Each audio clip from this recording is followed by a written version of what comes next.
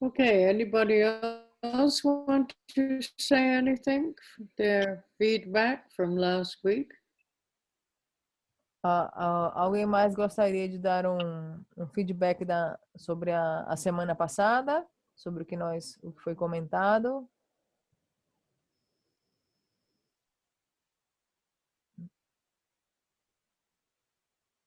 Let me see here.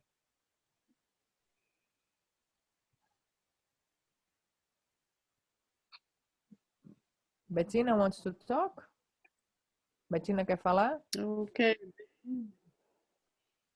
Bettina did some movement here. Então, Anne está perguntando para vocês, pessoal. Gal wants to talk. Okay, Gal. Hi, Gal. Oi, Anne. Boa noite a todos. Carlinha. Bom, a questão de estar me questionando, né, perguntando da segurança, eu não consegui fazer muitas vezes, né, durante a semana. Mas continuei muito com o Tonglen e com a atitude do bebê. E, assim, teve uma experiência que para mim foi muito forte durante a semana, é que quando eu estava com uma questão do corpo, né, essas dores, isso, e eu fiz a prática da atitude do bebê e, de repente, eu senti meu corpo dissolver. Eu não vi mais meu corpo, eu não tinha mais o corpo, né? E foi forte. E eu pergunto assim a Anne, se isso é possível, né? Se é algo da mente criando ainda essa experiência, se é a mente que está vivenciando isso ainda. E acho que é isso. E foi muito estranho a princípio, mas foi libertador também, né? Eu não encontrei o corpo. E isso se repetiu 2, 3 vezes quando eu fiz a prática da atitude do bebê.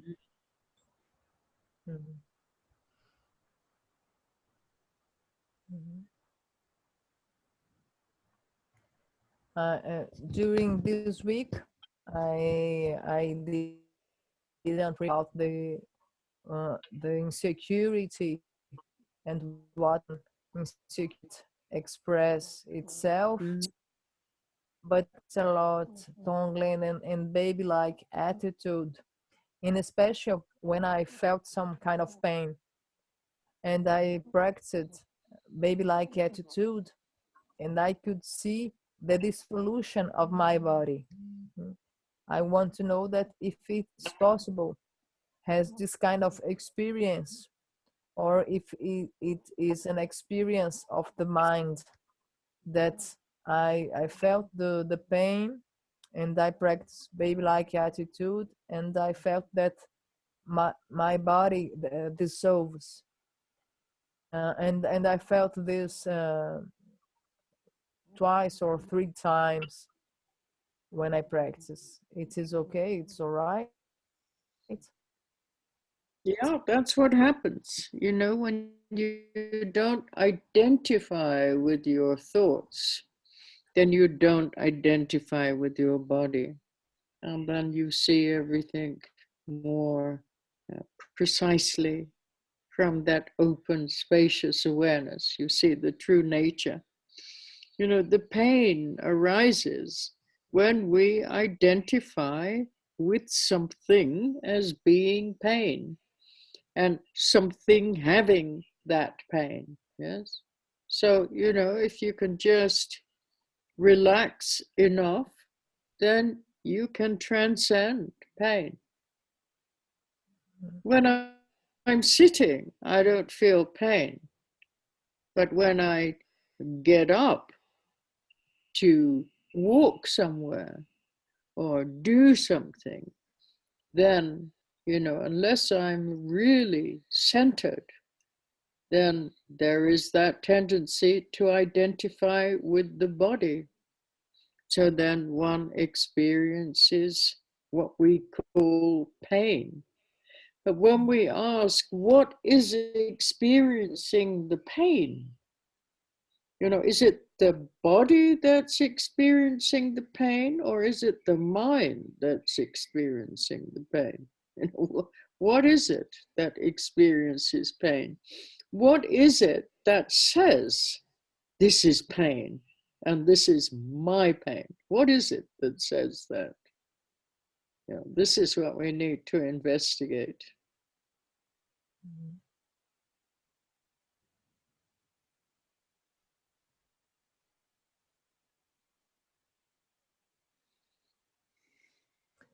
Perfeitamente normal, Gal. É realmente isso que acontece quando você não se identifica com o seu pensamento.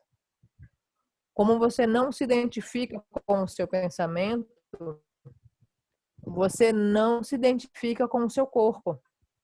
Então não há mais algo que é a dor e alguém que sente a dor. Isso passa a não existir mais. E é perfeitamente normal ter esse resultado da prática. Por exemplo, eu mesma, quando eu me sento, eu não sinto dor. Porém, quando eu caminho e começo a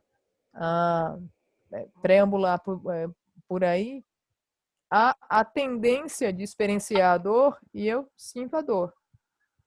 Mas se quando nós indagamos o que é que experiencia a dor, é a mente ou é o corpo? O que é que diz isso?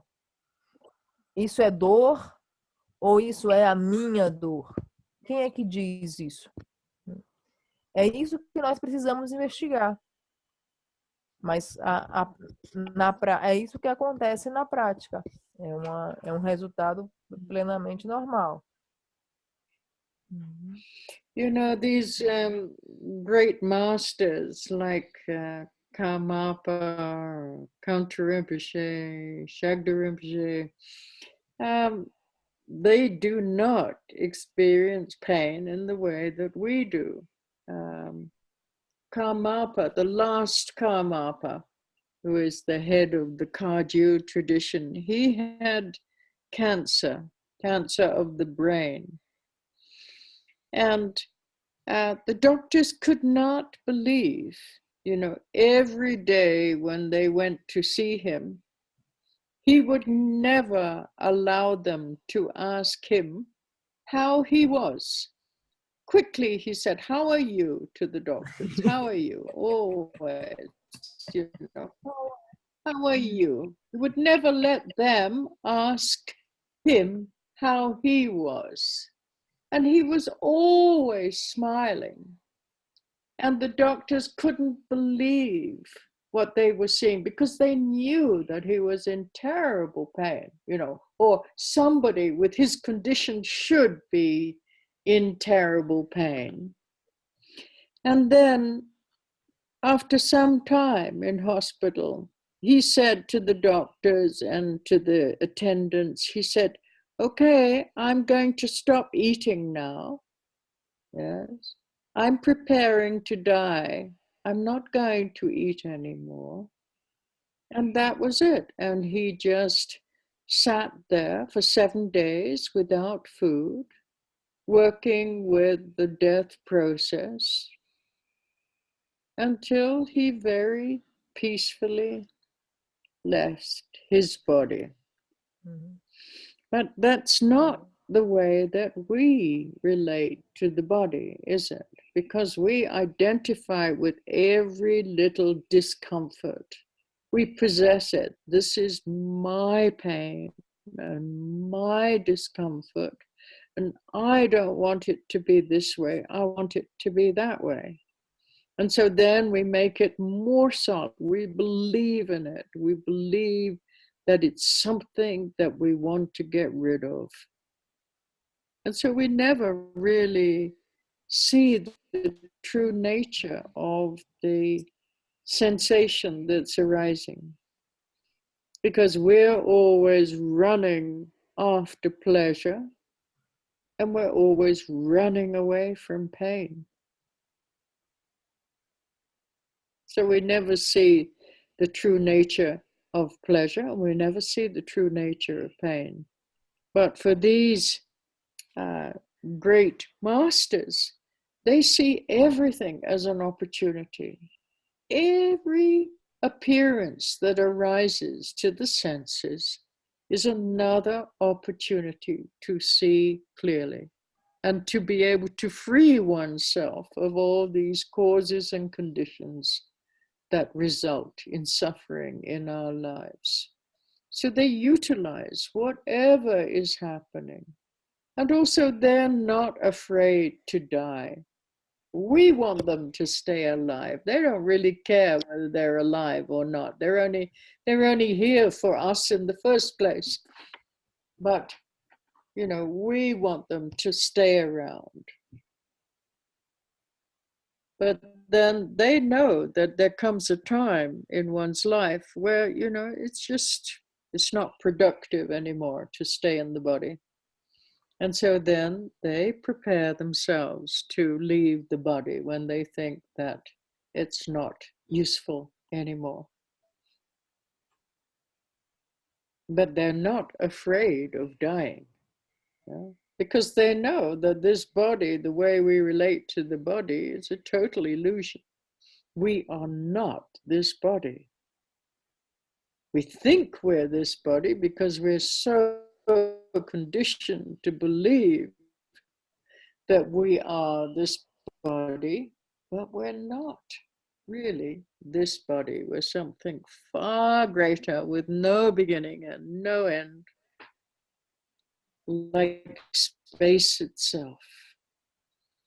But the problem is, all our life we have identified with this body. This is me. I am this body. This is me. I am this feeling. This is me. This is me. This is me. And now we really believe that we are this body, that our consciousness is totally limited to this body. And this is not true. But this habit of perception, always coming back to the body, it's very hard to go beyond it. So this is why we need to relax and not always run away from the discomfort and run after the pleasure. It just doesn't help to see the true nature of what these changing conditions or these changing appearances that arise in our life.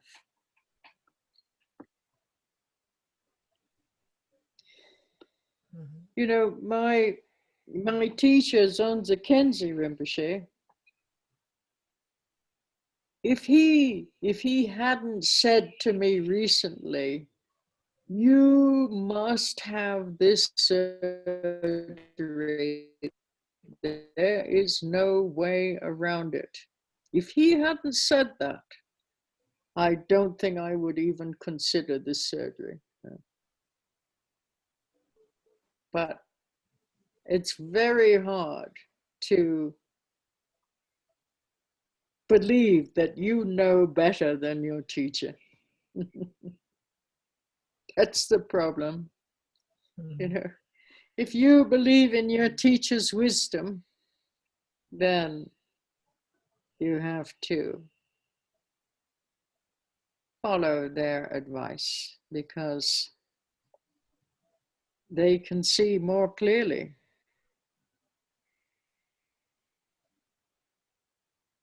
Yeah, but not so easy to have that confidence and that trust in that kind of wisdom.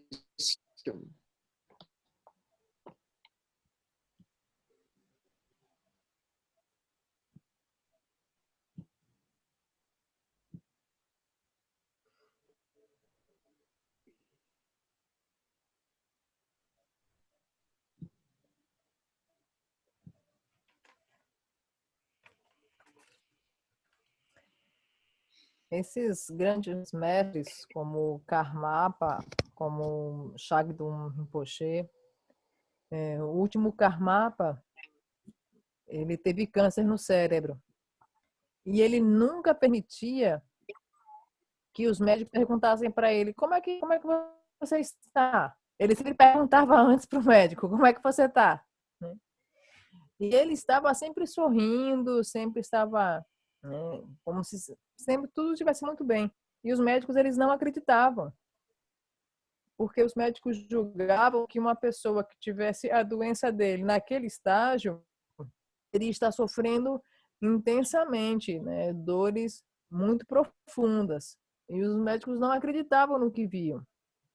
Até que chegou um ponto que o Karmapa precisou, né, ir para o hospital. E lá no hospital ele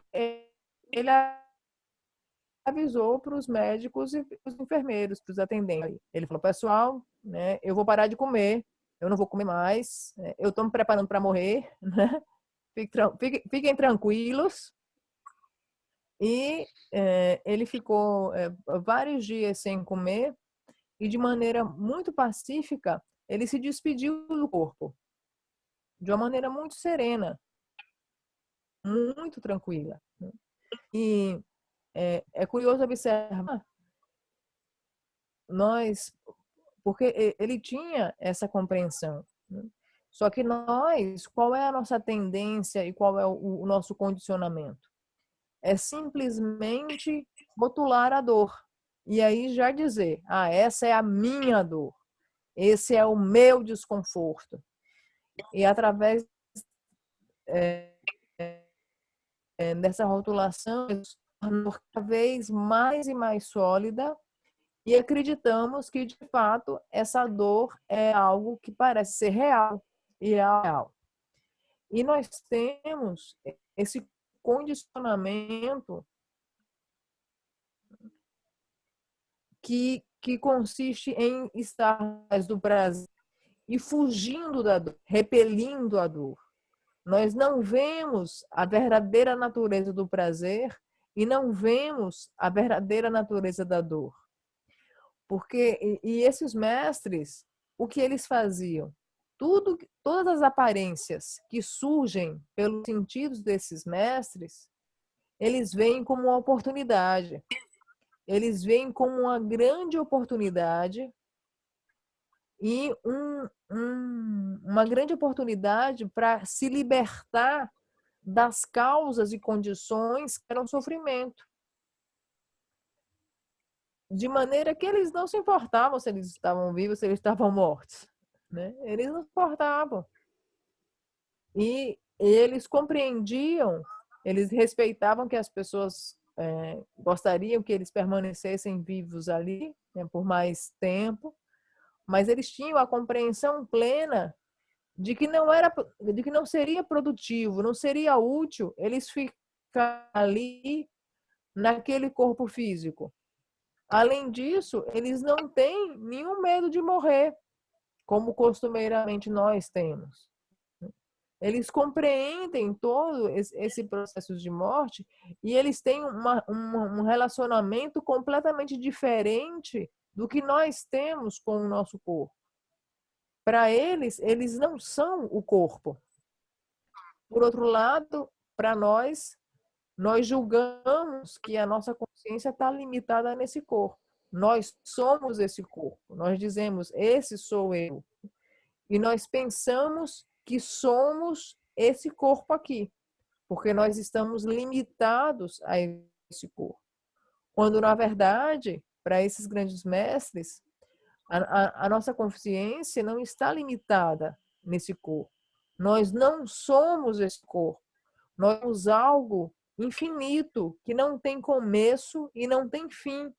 É como o próprio espaço em si mesmo, e não um mero corpo físico. Porém, nós fomos condicionados desde pequenos que nós somos esse corpo e o que nós sentimos diz respeito a esse corpo, que nossa consciência está totalmente limitada por esse corpo. E esse hábito que nós temos, de nos conceber como corpo, ele não, de maneira nenhuma, ele nos ajuda. De maneira nenhuma, ele ajuda que nós vejamos a nossa verdadeira natureza. porque nós não conseguimos nos flexibilizar diante das mudanças de condições que surgem nessa vida.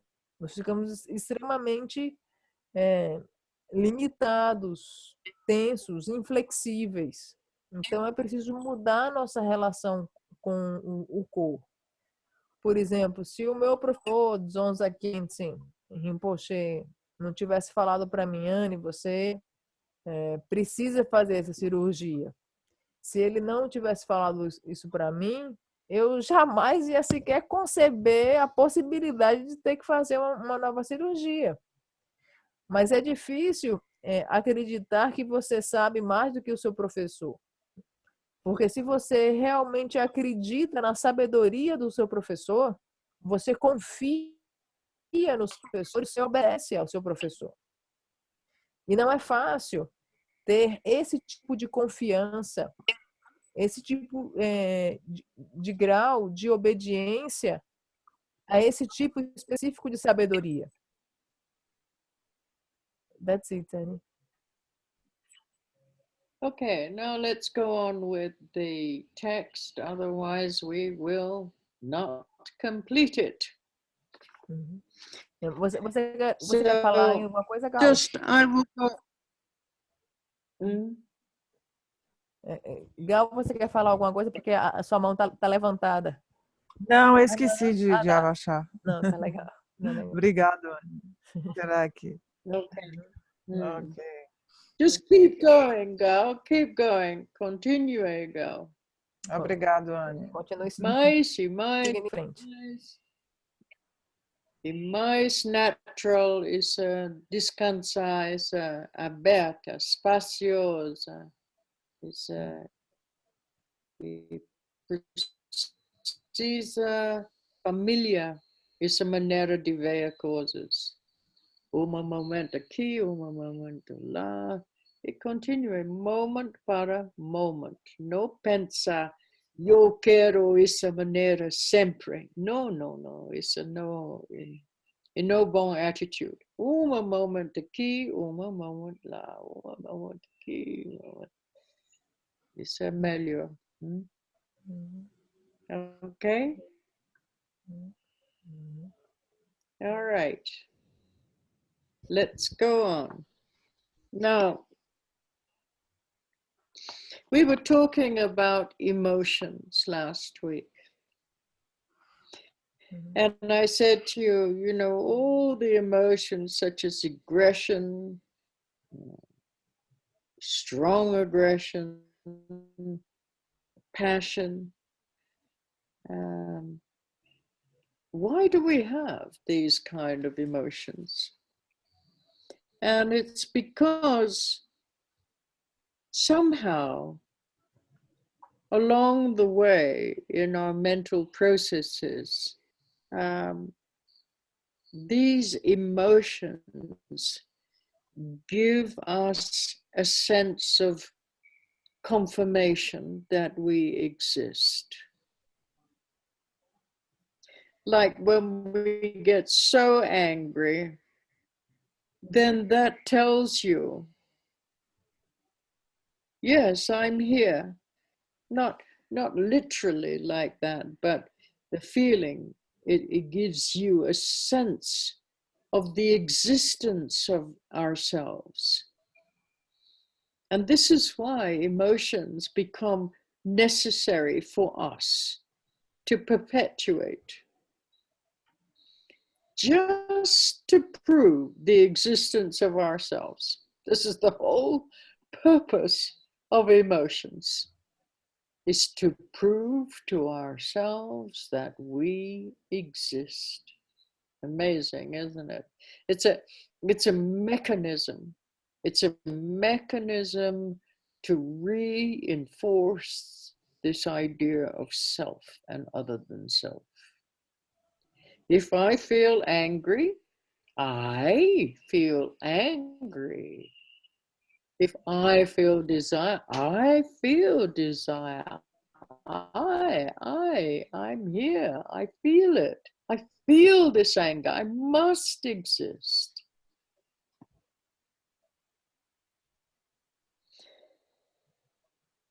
So this is what we should know. So, you know, an obvious example is, you know, especially when there's a big crowd of people, you know, when you feel like you're left out of that group in some way, then what happens is this feeling of insecurity. It begins to shake a little. If you feel ignored by certain people that you want them to pay attention to you, and you feel ignored, what happens? This feeling of insecurity begins to come up again.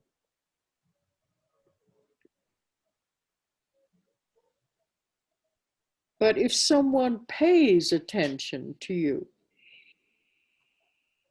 then this feeling of insecurity begins to settle down again. Then you feel a sense of, oh, yes, I've been noticed.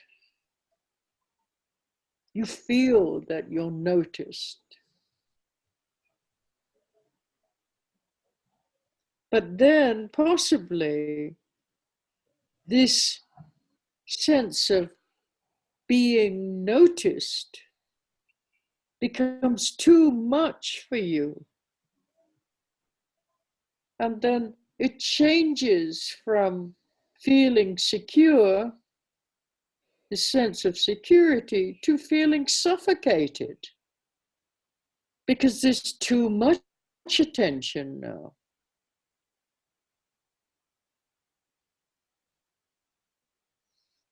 Like if everybody paid attention to you, everybody kept looking at you all the time, then you would feel suffocated. Then that feeling would make you insecure. Because they're paying so much attention to you, you want to know, now, why is everybody looking at me? What's wrong? Why are they looking at me?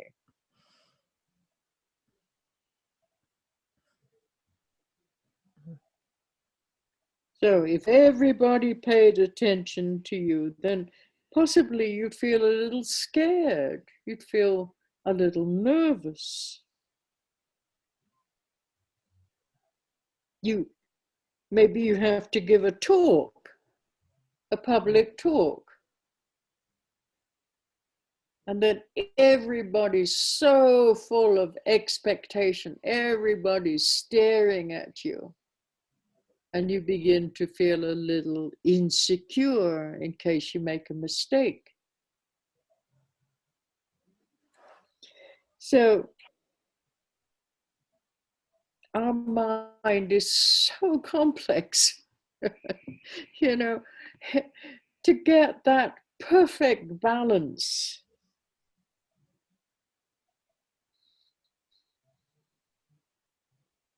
We don't know what we really want. And that's another problem for our insecurity, because we don't know what we want. Sometimes we want this, and then the next moment we want that. And that's also a cause of insecurity. There's no balance. When we lose our balance, then we feel insecure.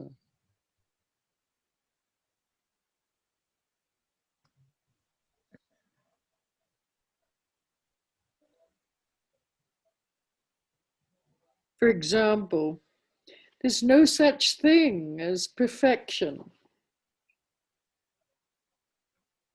You know, if we want, let's say we want 10 friends. In fact, we tell ourselves we can only have 10 friends. No more, no less.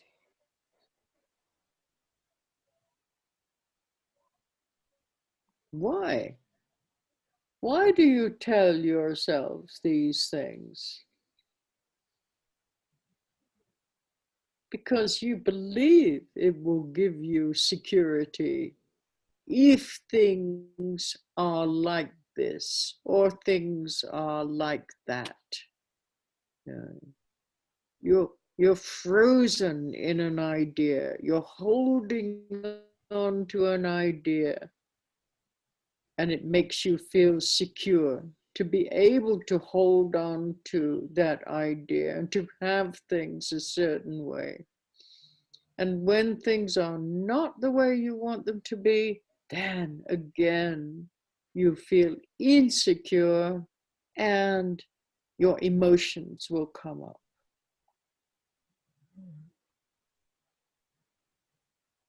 The fear comes up, the desire comes up, the aggression comes up, the pride comes up, the jealousy comes up, because we've lost our balance. So then we have to secure this idea of self again. And we do this through the emotions. Okay, sorry, Carla. Bit long. Okay.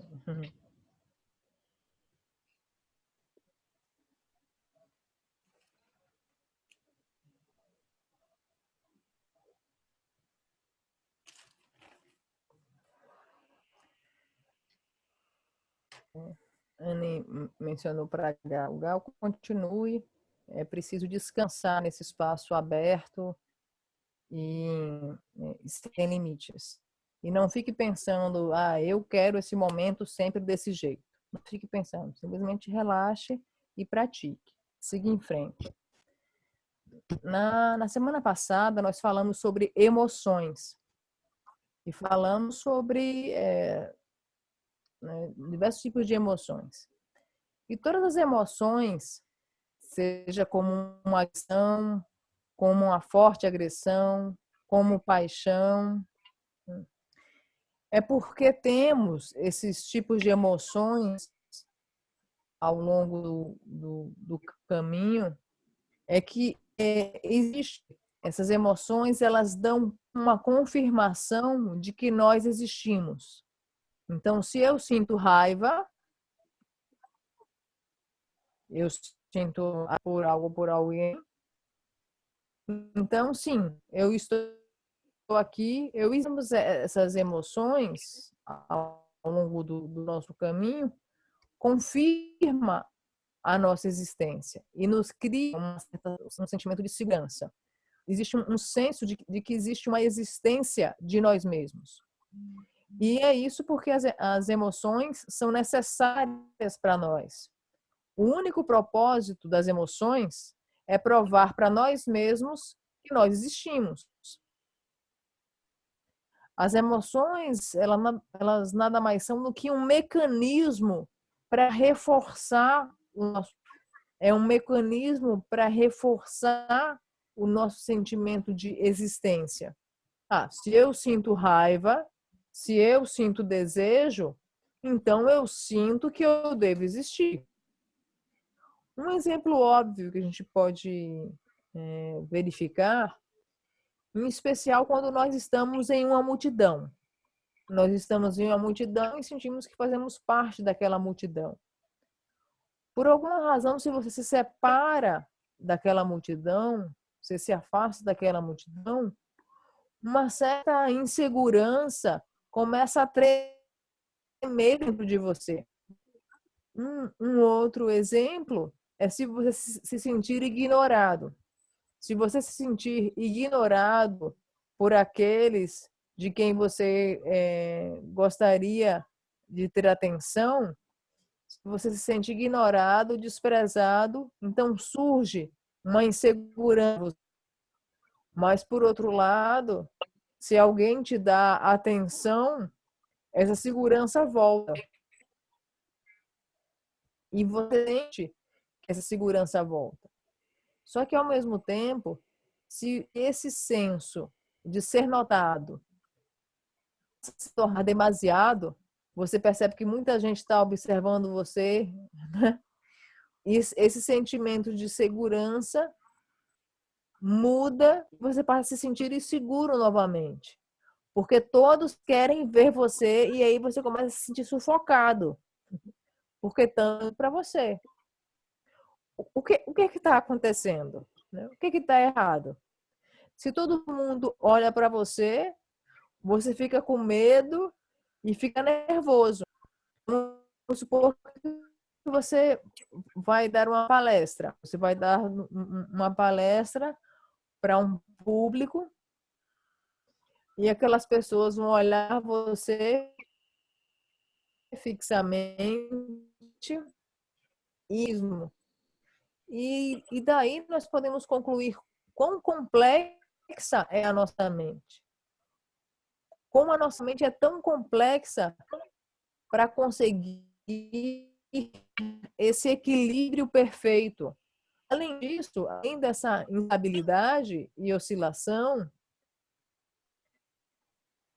nós também não sabemos o que queremos. A nossa insegurança.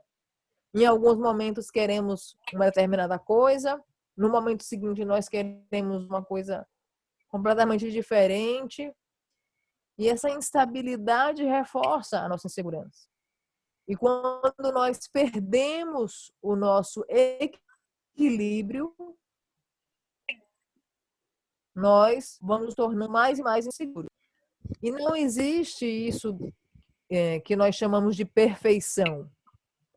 Por vezes nós dizemos para nós mesmos, eu só posso ter 10 amigos. E por que você diz isso a si mesmo? Porque você acha que dizer isso e acreditar nisso vai lhe trazer segurança se as coisas forem desse jeito. E quando as coisas não são do jeito que você gostaria que elas fossem, as emoções emergem. Então, as emoções se sobrelevam. Depressão, paixão, orgulho, ciúmes, elas vêm à tona. E então nós queremos retomar o equilíbrio e nós buscamos essa retomada do equilíbrio também com emoções. That's it, Annie.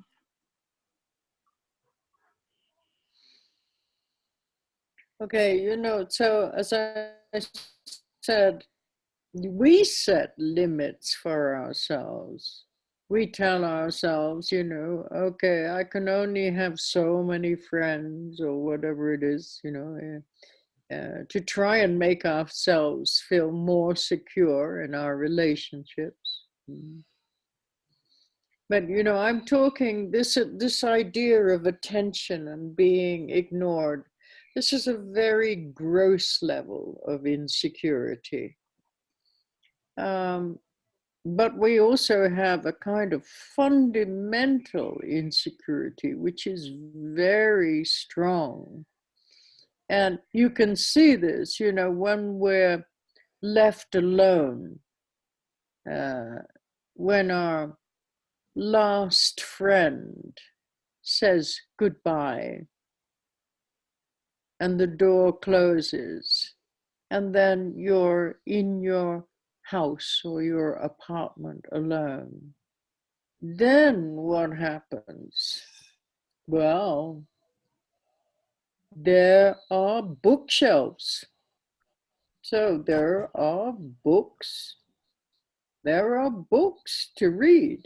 Or we can switch on the television. Or we can turn on the computer. And these days we can pick up the cell phone. Most of the time we pick up the cell phone, We can't just be alone. We have to occupy the mind with some kind of object with some kind of appearance.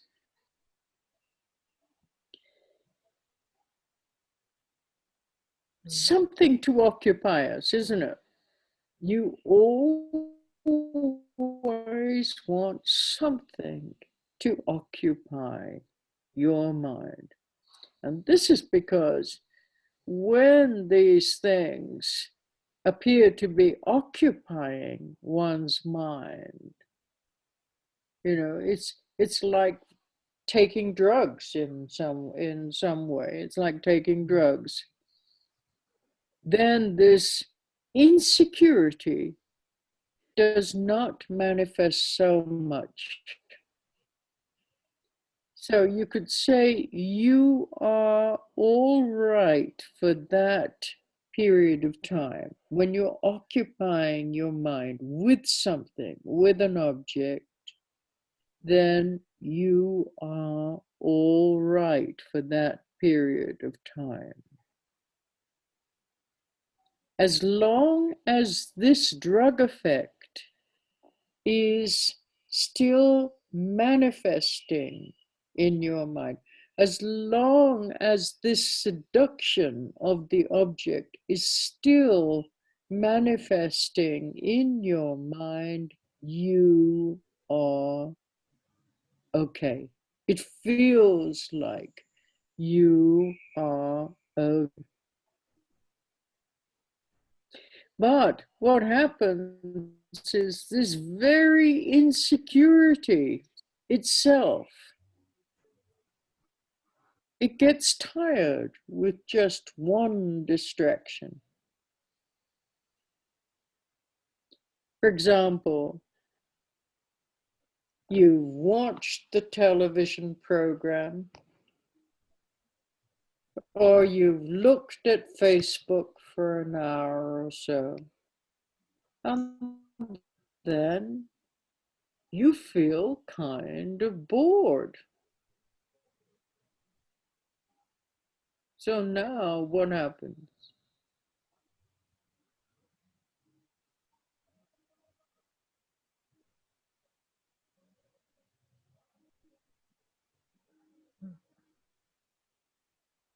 You look for something else. The book that you've been reading, it kind of gets absorbed into your nerves in some way. And now the book appears to be a threat in some way. So you have to switch to something else.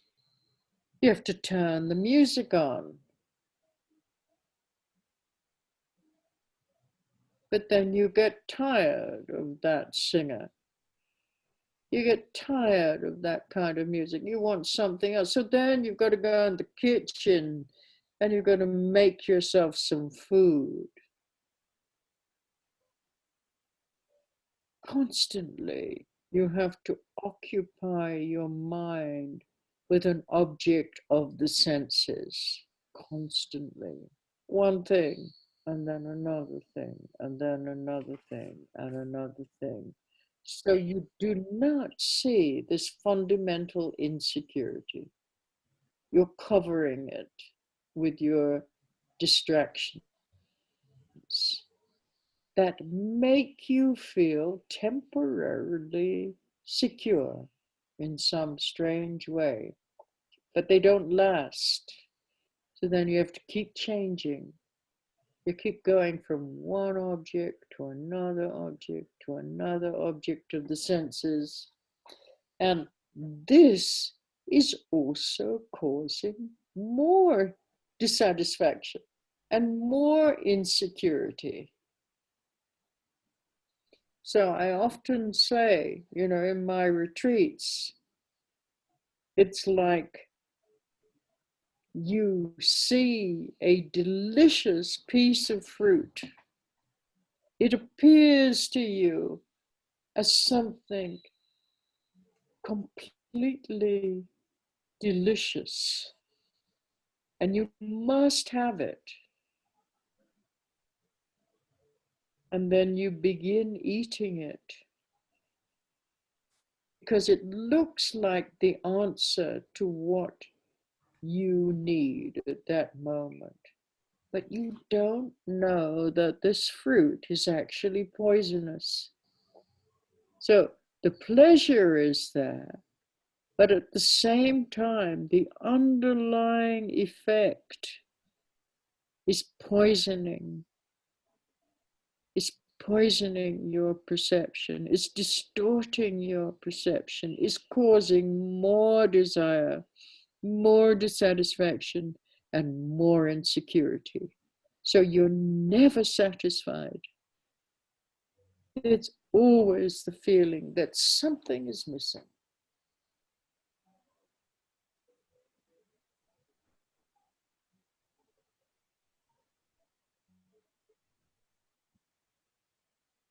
So then we have to have an enormous list of things that we can do to distract ourselves. An enormous list of pleasurable distractions. Well, I can have a drink. I can smoke a joint. I can listen to some music. I can go and have a pizza. I can call my friend. I can open Facebook. I can.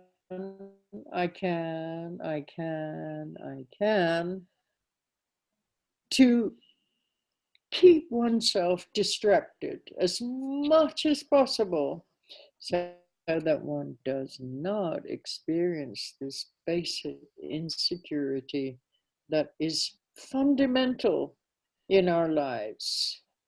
Why? Because we don't know if we exist or we don't exist.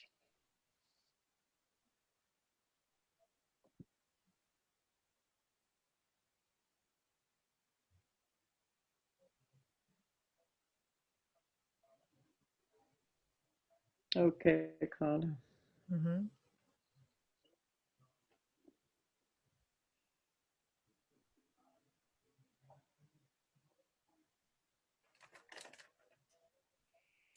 Como eu disse anteriormente, nós proferimos uma série de limitações para nós mesmos. Nós nos impomos muitos limites para nós mesmos, para nos sentir mais seguros em nossos relacionamentos. Quando dizemos, não, eu sou terrível, e acreditamos cegamente nessa crença e fazemos com que isso se torne a nossa suposta realidade, isso cria certa segurança nos relacionamentos. Essa ideia que eu mencionei para vocês a respeito de atenção, de recebermos atenção e de sermos ignorados, esse exemplo ele ilustra uma insegurança grosseira, uma insegurança rude, grosseira. Mas é algo que revela a nossa insegurança de maneira mais profunda, que é quando nós estamos sozinhos. Quando nós nos despedimos de um amigo, né, dizemos tchau e a porta da nossa casa, do nosso apartamento se fecha. E quando você está sozinho com você mesmo, o que é que você faz? Você simplesmente olha para o lado, né? Há uma estante cheia de livros, e aí você decide, eu vou ler alguma coisa, e aí em seguida eu vou ver televisão, aí eu posso ligar o computador, eu posso pegar o celular, e compulsivamente nós fazemos isso durante o nosso dia, né? O celular é constantemente algo que parece estar conectado diretamente com o nosso corpo. Isso revela que nós não podemos nos sentir sozinhos, que nós temos que constantemente ocupar a nossa mente com algum tipo de objeto, com algum tipo de aparência, sempre buscando alguma coisa para ocupar a sua mente, sempre procurando alguma distração. Porque quando você ocupa a sua mente, é como se você tivesse, comparativamente, usando drogas. Você se entorpece ali com aquela atividade, com o livro, a televisão, o computador, o celular, o Facebook. E é como se você se entorpecesse com a droga. E aí a insegurança não se manifestar tanto, porque você está distraído ali com a... Porque quando você ocupa a sua mente, você diz para si mesmo, tudo bem ficar sozinho. Porque é assim que a sedução do objeto se manifesta na sua mente. Você é seduzido pelo objeto e a sua mente para você como tá tudo bem. Porém, na verdade, é muita insegurança em si mesmo. E você fica cansado com uma ou duas distrações. Você vê televisão e aí depois você vê o Facebook e fica lá delirando no Facebook durante 1 hora. Aí você se sente entediado, né? Você se sente entediado e agora o que acontece? Você fala, eu vou olhar para a televisão. Aí fica um pouquinho na televisão, fica entediado. Vou ver um livro. E aí o livro, que no primeiro momento parecia algo tão encantador e estimulante, passa a ser algo ameaçador. E aí você, cansei aqui do livro, vou ligar o som. E você escuta determinada música e aí fica cansado daquele cantor. Aí você vai para a cozinha, vai preparar comida. De maneira que você constantemente se ocupa. Fica o tempo inteiro se ocupando, cheio de distrações e com todos os mais variados objetos que chegam pelos sentidos, que você não vê a sua insegurança fundamental. Você a cobre com inúmeras distrações, inúmeras e infindáveis distrações. Só que essa distração ela nunca dura e você fica continuamente correndo para algo que vai entrar pelos seus sentidos, só que isso vai causando mais e mais insatisfação, distrações. É como eu já mencionei, eu sempre menciono nos retiros, é como se você visse uma fruta deliciosa, maravilhosa, e você vê aquela fruta encantadora, sedutora, e você começa a comer aquela fruta, começa a ingerir aquela fruta, sem perceber, né, que aquela fruta ela está completamente envenenada. Você consome aquela fruta como se você precisasse daquela fruta naquele momento e fosse algo mais importante para você, e você não percebe que essa fruta está te envenenando. E essas inúmeras distrações, elas nada mais estão fazendo do que distorcendo a nossa percepção e gerando mais e mais insatisfações, mais e mais desejos e mais inseguranças. Porque tudo isso estimula o sentimento que temos de que estamos sempre sentindo de que alguma coisa está faltando. Nós nunca nos sentimos completos, nunca dizemos, eu tenho tudo de que eu preciso, bastou. A gente sempre está buscando alguma coisa que está faltando. Nós julgamos que está faltando, sempre estamos correndo atrás de alguma coisa. E nós temos que ter uma lista enorme de coisas e atividades para nos mantermos distraídos o máximo possível. Então, nós temos uma lista de atividades. Eu vou beber por aí, eu vou fumar, eu vou comer pizza, eu vou telefonar para um amigo, vou ficar aqui entorpecido aqui no Facebook. Tudo isso nós fazemos para não sentirmos essa insegurança básica, que é fundamental para nós. E que nos faz se nós existimos ou não. That's it. Okay, so, this long list of all the things that we can do to distract ourselves is it's an idea that the more you can do, this is synonymous with success in your life. The more distractions, then the more we consider ourselves to be successful. So you can go fishing on Sunday, or you can go hiking on Monday. You can do all these different things, and this really tells us about our insecurity. Having to have all these different distractions.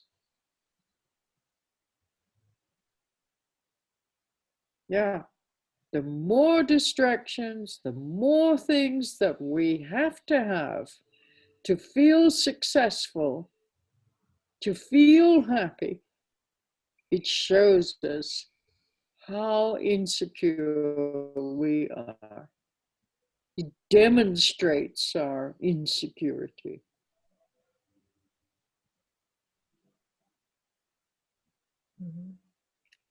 So this is what we express in Buddhism as the 8 worldly dharmas, what you've been asking me to teach, the 8 worldly concerns, or the 8 worldly dharmas.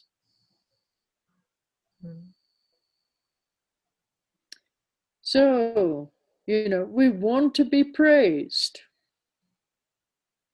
Why do we want to be praised? Insecurity. I want everybody to praise me. I want you all to tell me how wonderful I am. What a great teacher I am. Why? I couldn't care less what you think. Yeah? But if I did care, then that would show how insecure I am, that I need your praise to feel secure in what I know.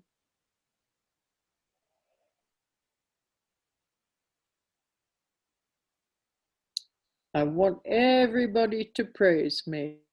And if somebody praises me, then what happens? I become happy. Oh, that's so nice. Thank you so much. Oh, I look beautiful. Oh, thank you so much. Yeah. Oh, you like my haircut. Oh, thank you so much. You like my lipstick. Oh, wonderful. Oh, you like my new shirt. Oh, you like my music that I'm playing. Oh, thank you so much. Now I feel happy. I couldn't be happy without all your praise. Thank you. It just shows how weak we are, fragile we are, that we need all of this, that we can't be happy without it. And if somebody blames us or somebody criticizes us because we depend on this praise, what happens if somebody criticizes us? We suffer terribly. Why do we suffer? Because we depend on the praise, or we depend on the distractions to feel good.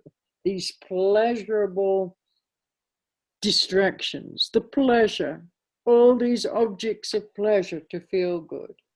And if we lose something, we feel so bad.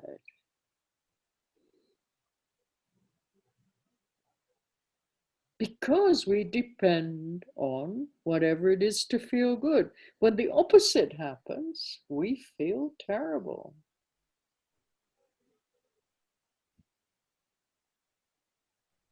Yeah, this shows us our security, insecurity. It shows my weakness. We go around the world, you know, and people might say, oh, she's so intelligent. She's so smart.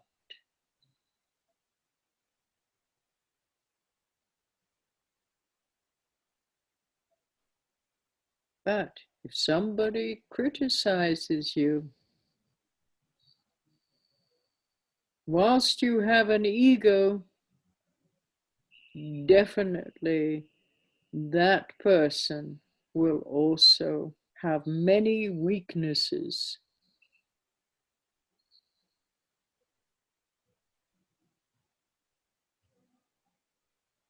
We're asking for suffering.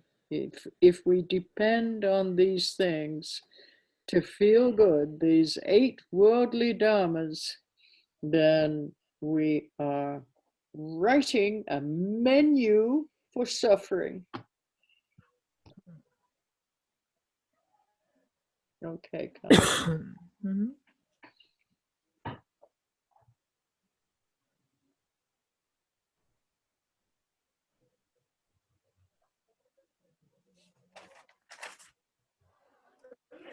E é isso o que nós fazemos para nos distrair constantemente. E quanto mais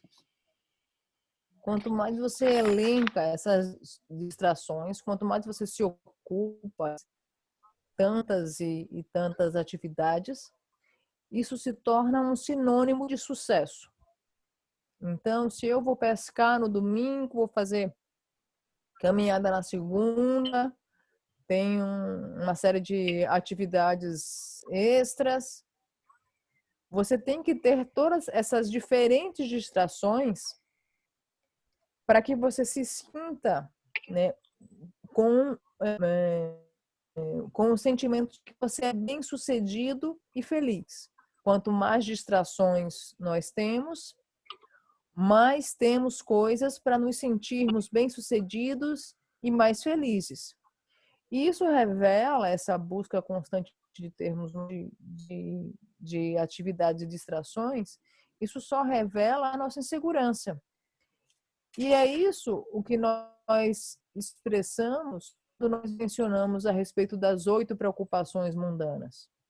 Vários de vocês me pediram, Anne, fale sobre as 8 preocupações mundanas ou sobre os 8 dharmas mundanos.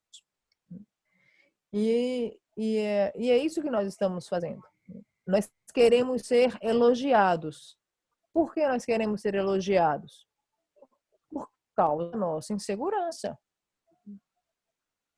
Então, nós queremos que alguém chegue para nós e diga, nossa, como você é maravilhosa, como você é uma professora maravilhosa, Anne. Então, como se eu me importasse com isso. Como se eu me importasse do elogio de alguém, me sentir segura do que eu sei. E é isso que nós fazemos constantemente. Se alguém me elogia, eu fico extremamente feliz e fico, né, me sentindo muito bem, e aí eu agradeço imensamente para essa pessoa. Nossa, como você é linda. Muito obrigada. Né? Nossa, eu adorei o seu corte de cabelo. Muito obrigada. Nossa, que batom bonito você tá hoje. Muito obrigada. Que camiseta linda você tá usando. Muito obrigada. Nossa, que música maravilhosa que você tá tocando. Parabéns. Muito obrigada. Essa busca constante dos elogios, né? Isso mostra o quão frágeis nós somos. Porque isso cria de que nós não podemos ser felizes a não ser que as pessoas nos elogiem constantemente. E revela a nossa fraqueza, isso revela o quão frágeis nós somos. Porque nós dependemos desses elogios para nós sermos felizes. E se por algum momento alguém nos culpa ou nos critica, o que ocorre? nós sofremos.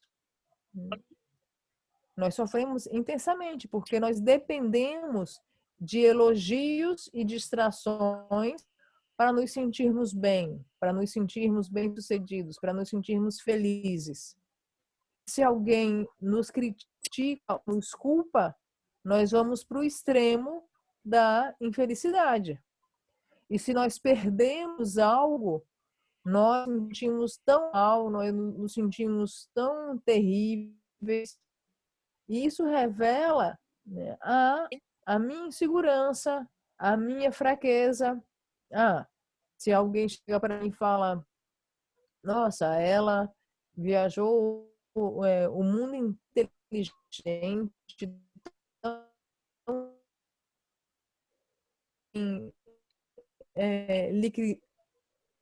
você sente o seu ego ferido, né?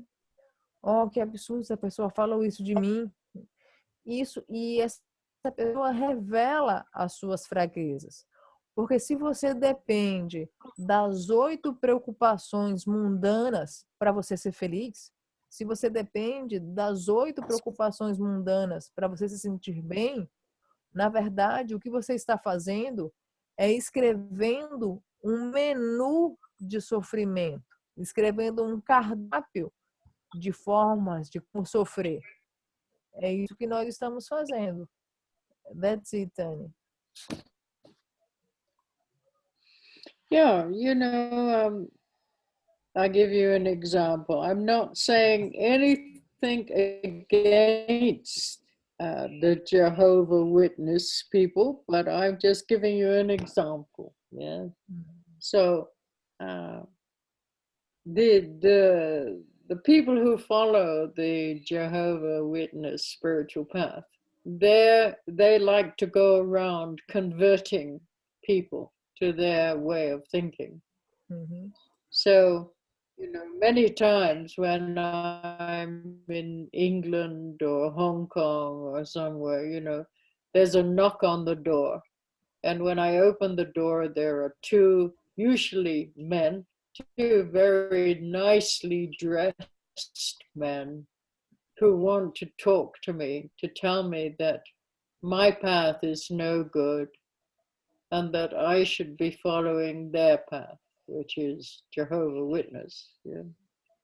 Mm-hmm. And if someone like that comes to my door right now and they try to, convert me or convince me that, I've lost my way,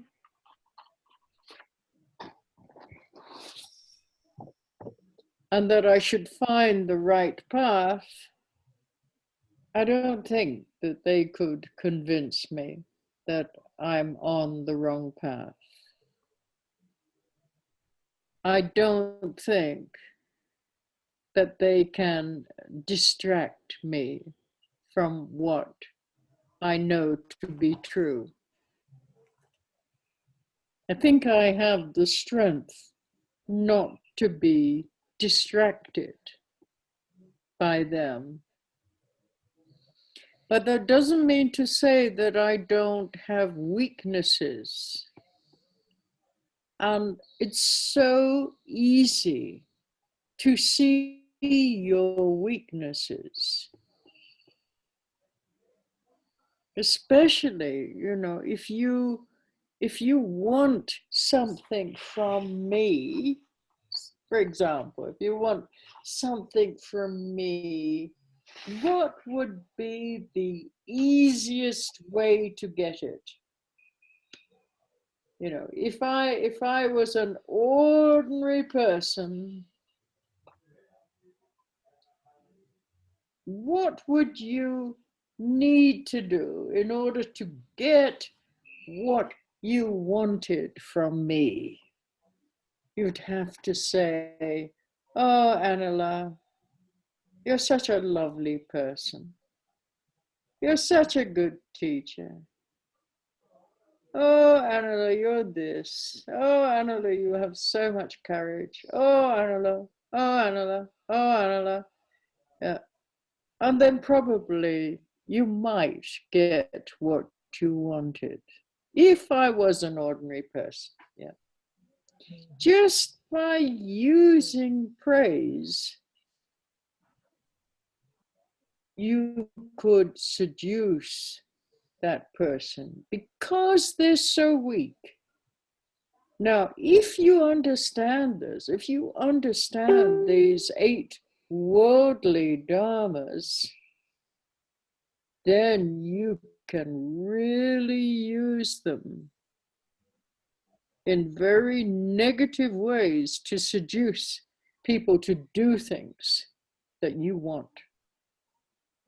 Just by a little bit of praise, just by giving a few things here and there, offering positions in society, giving them more ways to have pleasure in their lives. You can seduce them. So, we have to understand, how the 8 worldly dharmas work.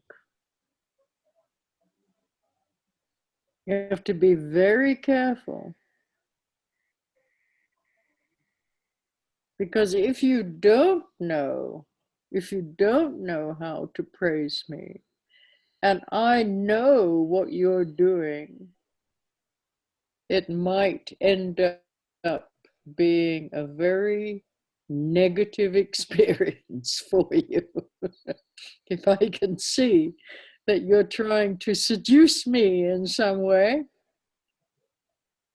it might backfire.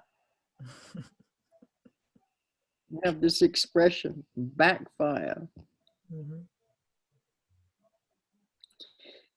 My own teacher, Tilly Noba Rinpoche, Mm-hmm. he could see so quickly, people's tendencies and habits. And, he was so direct and so honest.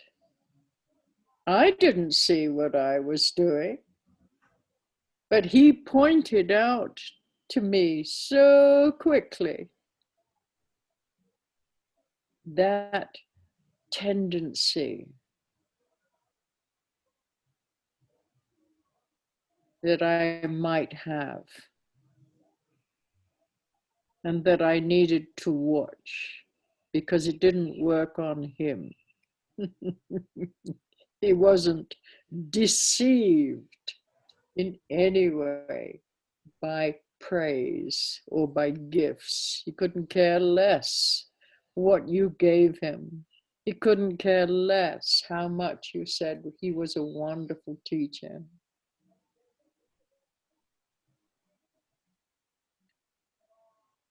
Because he didn't depend on any of that.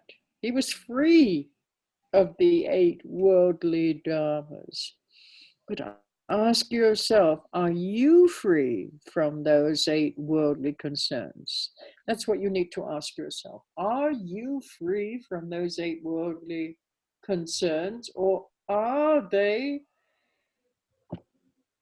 holding you in some way, imprisoning you in some way, trapping you in some way?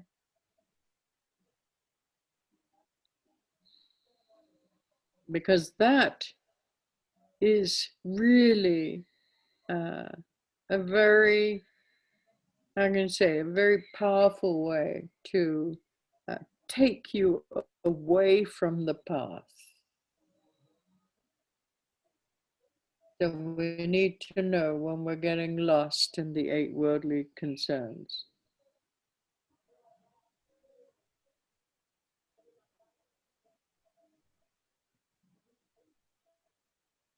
Okay, Kana. Uhum.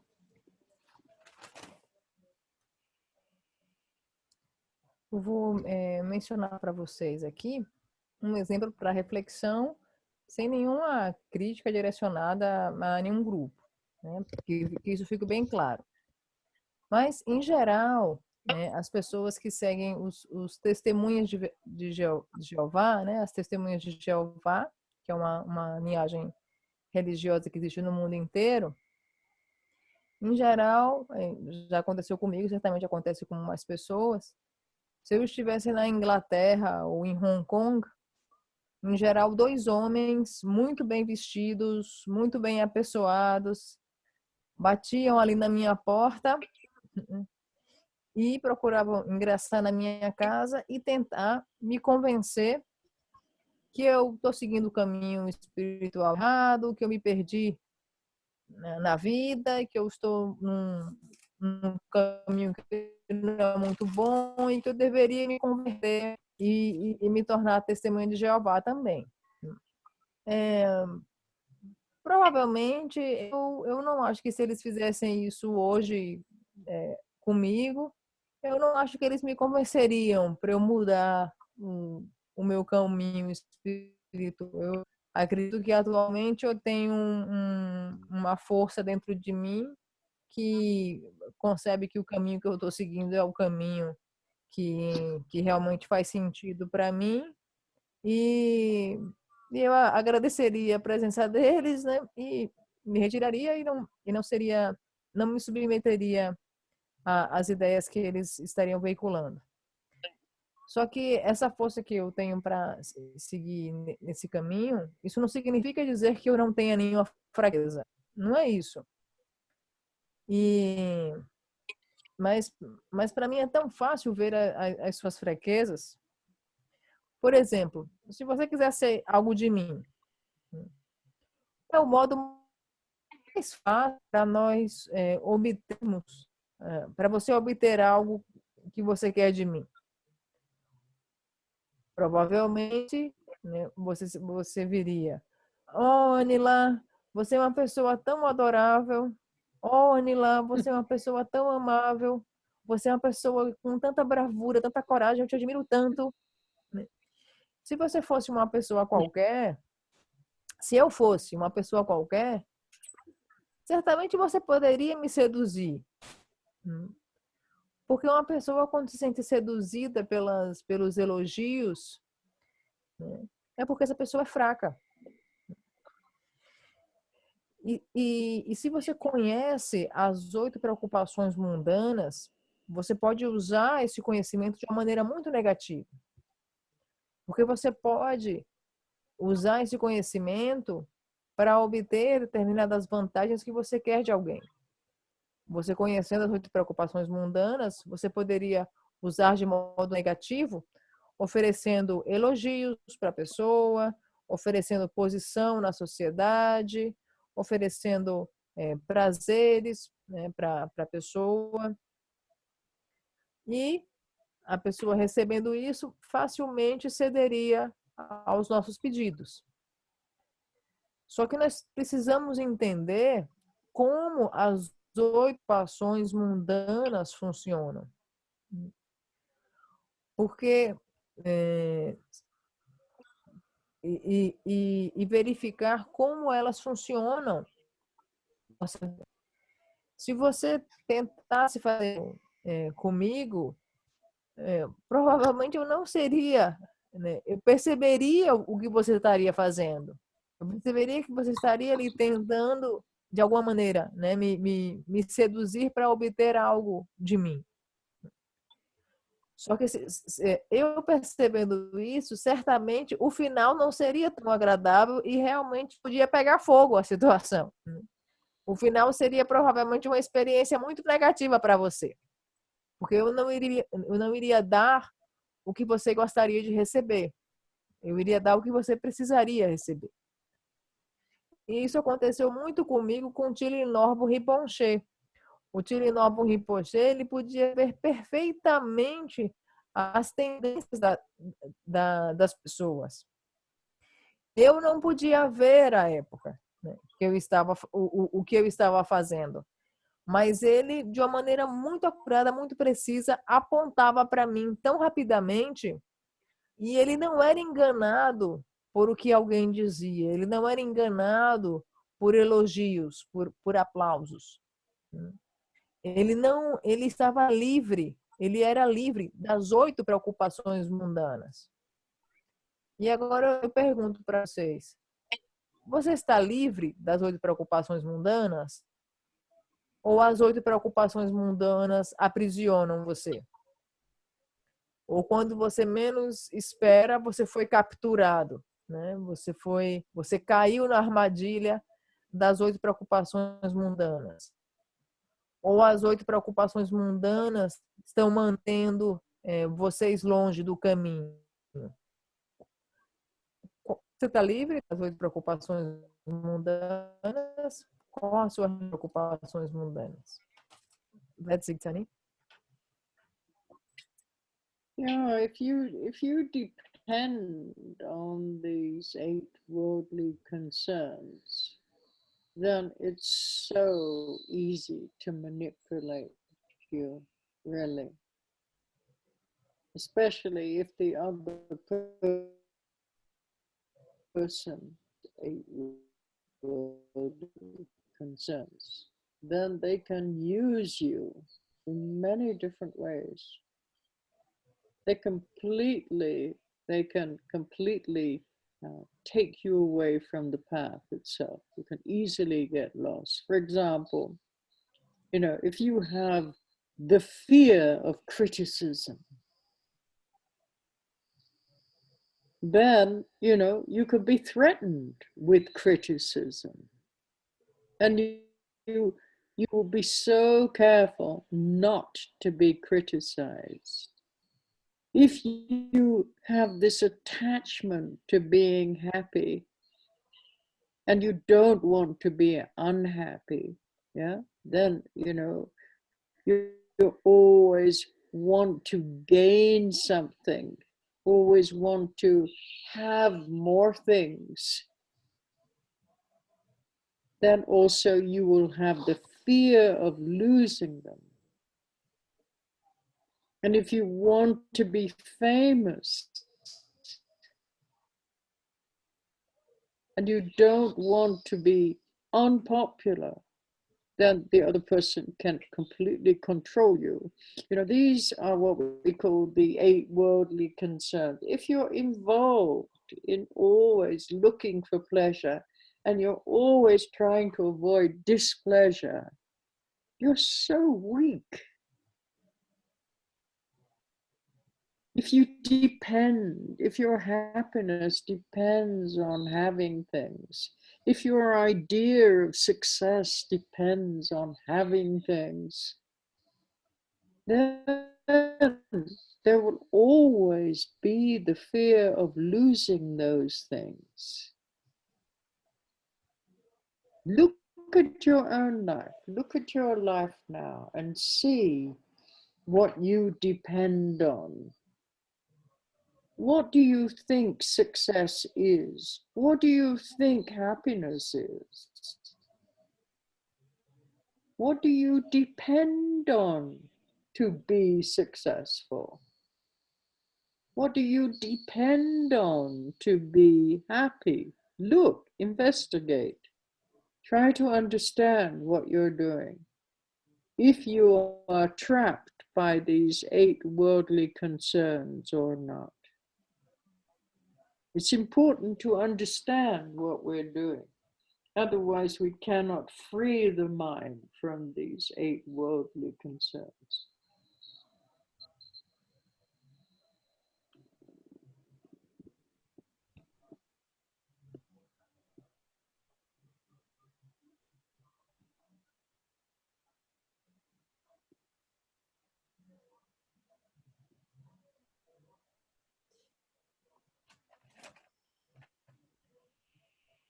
Se você depende das 8 preocupações mundanas para ser feliz ou para julgar que é uma pessoa de sucesso, fica completamente muito fácil manipular você. Especialmente se esses manipuladores, essas pessoas conhecem as 8 preocupações mundanas mais a fundo. Porque as 8 preocupações mundanas, elas podem facilmente afastar vocês do caminho espiritual. facilmente. E essas pessoas podem facilmente manipular vocês. Se você tiver medo da crítica, você vai se sentir ameaçado pela possibilidade de alguém criticar você. Você vai ter medo daqui por ela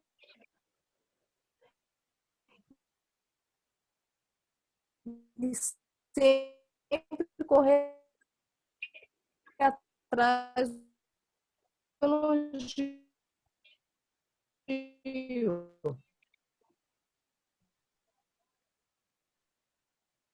Se você tem apego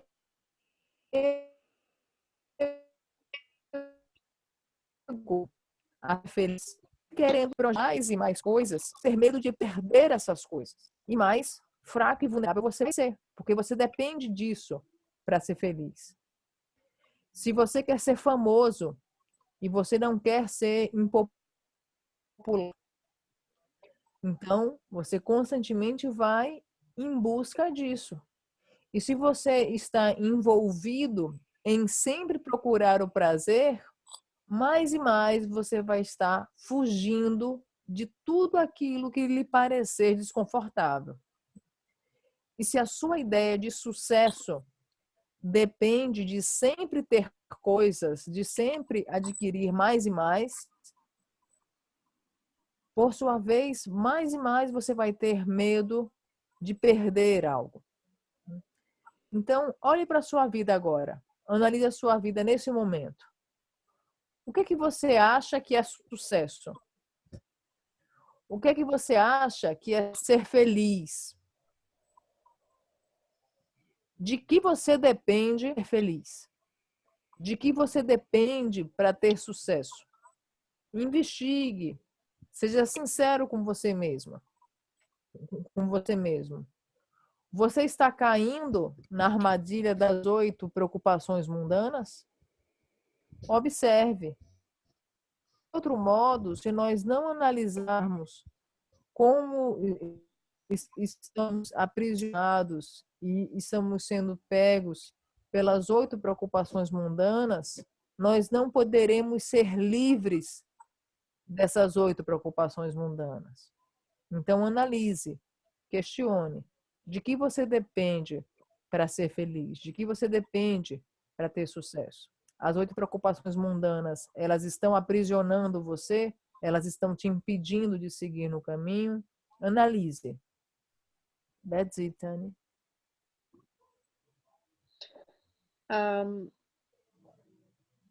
The masters of the past, the great masters who wrote these teachings on the 7-point mind training, they were called the Kadampas. And they were really quite incredible.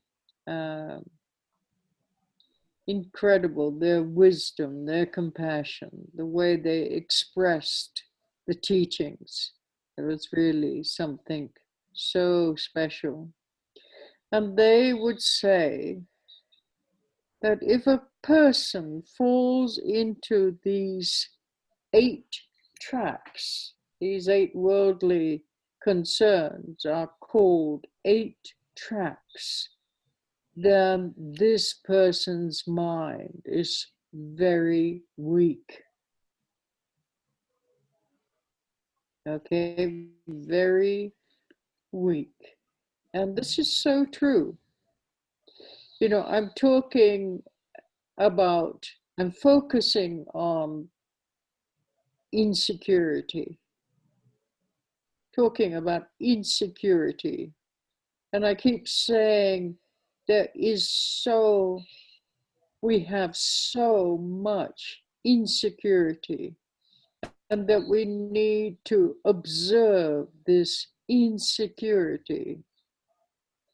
And what is surprising, or what is the most disgusting thing about this, is there is no reason why one should be insecure. Yet, we are always feeling this insecurity. We always have this insecure feeling, even though there is not a single reason why we should feel insecure. So, as I was saying before, the insecurity that we have is the doubt of our own existence. But the person who supposedly exists is me. That is me, I. And that I is just an idea that we've developed for so many lifetimes that really does not exist. The I does not exist. Not the I that we think exists, that intrinsically self-existing entity called I. That does not exist. So we should not actually be feeling this insecurity, because if something does not exist, so why should we feel that insecurity? It's not worthwhile, is it, to feel insecure about something that doesn't exist? It's never existed. But somehow, or we could say it's almost feeling insecure about a hallucination.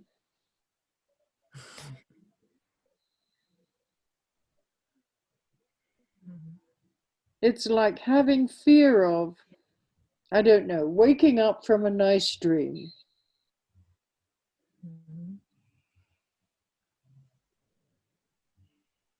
Not really having fear of having a nice dream, but feeling regret of being woken up from a nice dream that you were having earlier. Amazing, isn't it? You know, this is what we're doing. We are insecure. We're feeling insecure. We're holding on to something that never existed.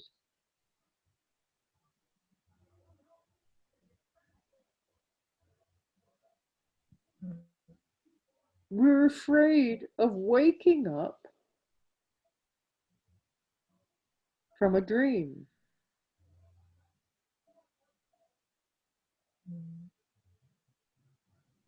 And this dream is not even a pleasant dream. It's caused us so much suffering. The dream that we're having is endless confusion and endless suffering. And we're afraid to wake up.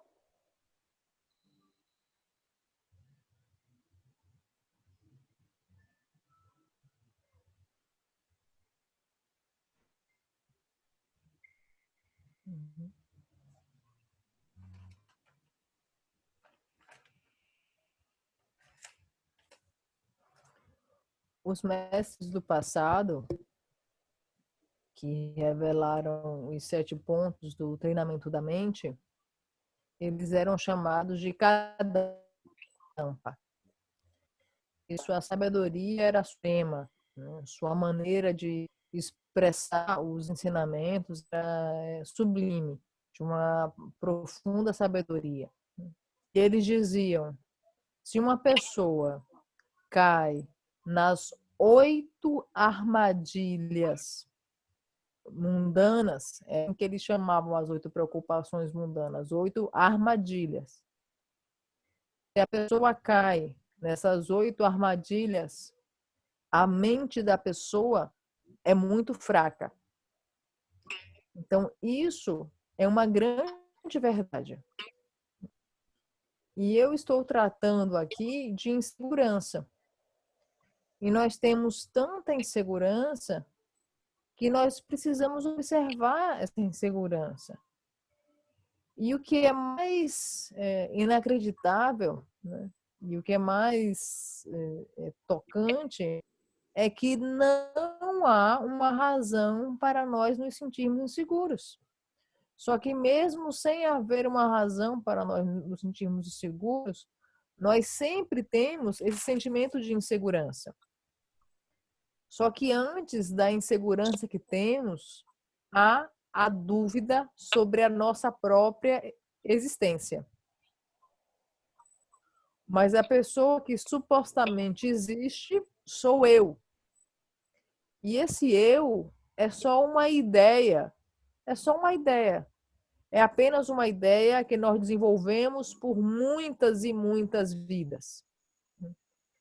Só que é uma ideia que não existe. Na verdade, não o eu que nós julgamos existir como uma entidade intrinsecamente existente chamada eu. Nós não deveríamos ter essa insegurança. E por que nós sentiríamos essa insegurança se de fato não há nenhuma razão para termos insegurança? Esse sentimento de insegurança que temos é como nós nos sentirmos inseguros sobre uma. É como se nós despertássemos de um sonho. Não há nenhum medo em termos um sonho bom, mas há um arrependimento de termos acordado do sonho bom. Só que nós estamos nos agarrando a algo que nunca existiu. Nós estamos nos agarrando a esse eu. E nós estamos nos agarrando a algo que nunca existiu. E nós temos medo de acordar do sonho. Só que esse sonho, ele não é prazeroso de forma alguma. Muito pelo contrário. Esse sonho é apenas confusão sem fim e sofrimento sem fim. E nós temos segurança justamente de despertarmos desse sonho que é confusão sem fim, sofrimento sem fim. That's it, Tani. Yeah, it's so let me say this again. It's not really having fear of having a nice dream, but it's more feeling regret of being woken up from a nice dream you were having earlier. And this is quite pathetic. You understand this word, pathetic? Yeah. If we examine this, you know, it's quite pathetic, don't you think? I think it's quite pathetic.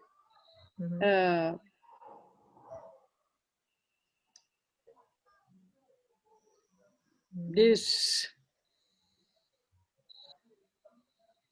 it's like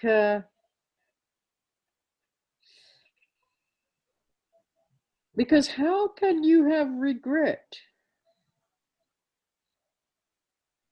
You had a nice dream, yes, you had a nice dream, but that's just a dream. It doesn't exist. How can you feel regret? You understand what I'm saying?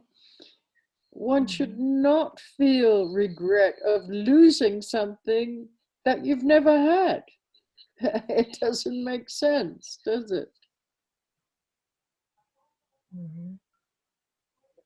One should only feel regret losing something that we had. And this is what I think is happening here, you know.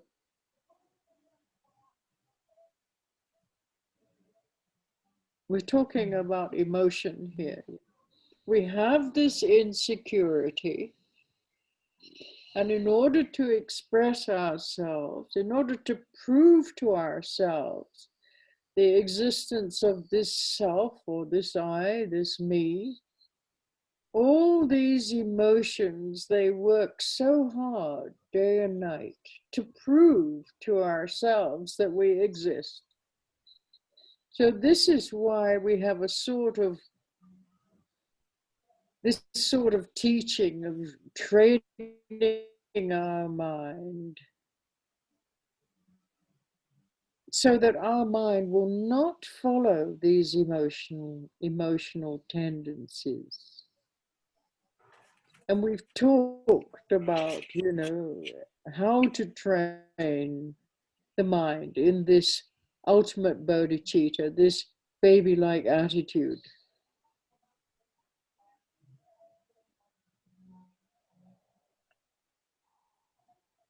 But usually we look down on our emotions. We consider our emotions something we need to get rid of. But here, we're going to use the emotions in a very skillful way.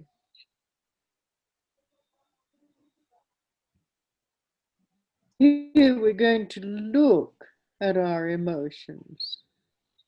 You know, we can say when we're feeling jealousy, okay, now I'm going through jealousy. When we're going through anger, okay, here comes anger. Right, let me have all the anger of all sentient beings. Give all this emotion to me so they can be free of it. And by doing this, you accumulate merit and you purify other beings.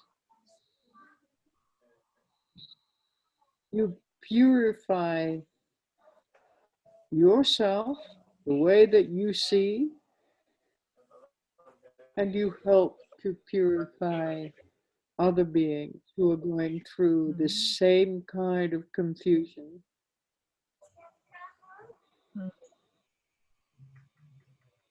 When we talk about emotion, we usually talk about anger, jealousy, pride, desire, and ignorance. Those are the 5 principal emotions. When we talk about ignorance, we're talking about the ignorance of not knowing the right view, not knowing the true nature. So remember, what is the right view?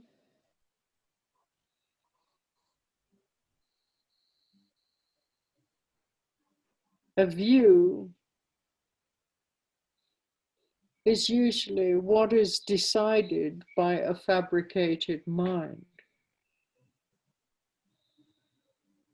So when you fabricate things. And when your mind is following the footsteps of a fabricated mind, then you make decisions. And then you have a view. You have a view that you formulate. Can we turn off that Yeah. Whose microphone is that?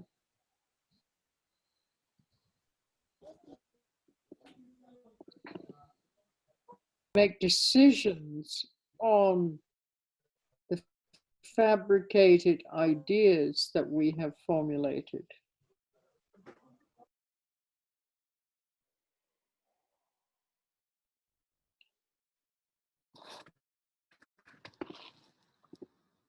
So have an idea, and then we make a decision based on that fabricated idea. Because we haven't seen the true nature. And this is ignorance. And from this ignorance, then aggression arises. When something becomes or something appears to be unpleasant, and when you want to avoid whatever is appearing, then that is aggression. Now let me give you that definition again, right?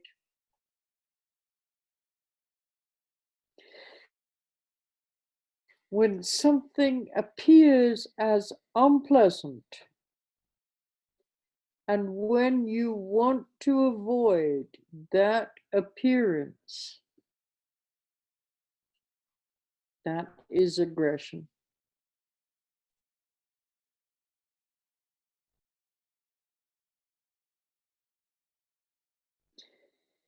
And desire or passion is when something appears to be pleasant,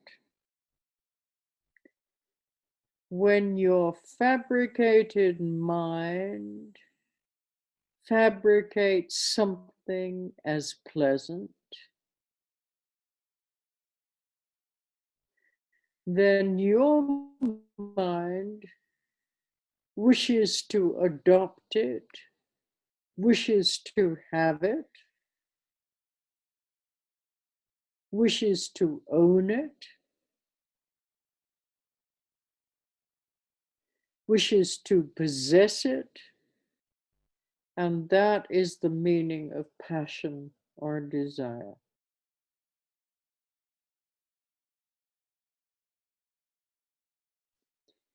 Now, these three emotions, the emotion of aggression, passion, and ignorance,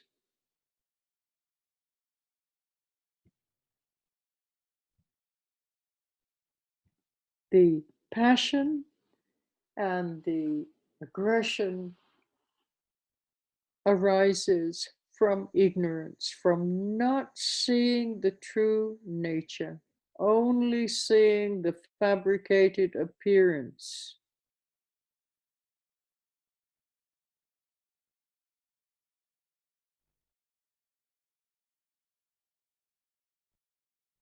So then passion and aggression is sort of understandable.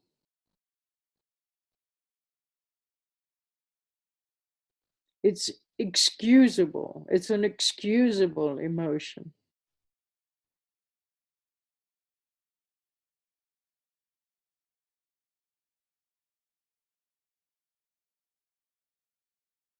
But jealousy is a useless emotion. If you have passion, you kind of get some temporary satisfaction. And if you have aggression, you can actually do something. You know, you can shout, you can do something aggressive, but jealousy doesn't do anything. You know, it doesn't get anything, it doesn't do anything. It's a useless emotion, jealousy.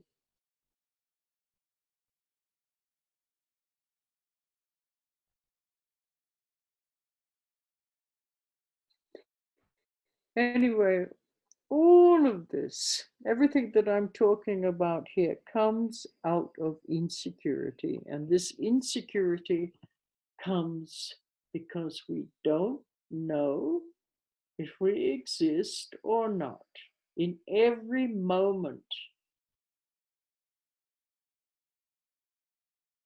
We're trying to maintain an illusion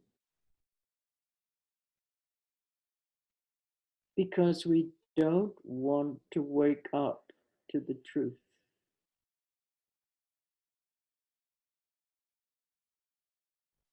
Fantastic, huh? Okay, we got 10 minutes. I'll answer some questions. Yeah. Acordado de um sonho bom que você teve antes.